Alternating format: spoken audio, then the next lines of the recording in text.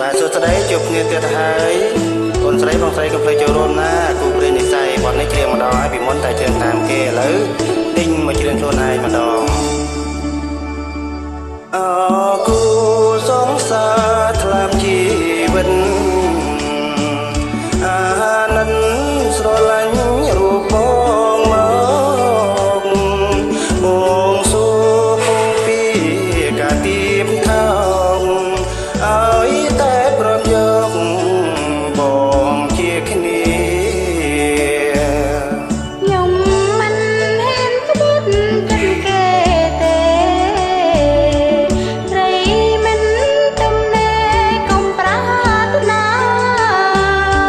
ខ្ញុំមានគូគប់ជាប់ស្នេហាគឺបងនេះណាសង្សារស្រីព្រោះបងយល់ច្បាស់ជាងក្នុងចិត្តខ្សែក៏គុញពិតជាសាងសីកែវកុំប្រកែកចរណៃគូព្រេងនិស័យនៃយើងហើយបាទបត់ក្បាច់ទៀតហើយបងស្រីពៅកុំភ្លេចចូលរួមណា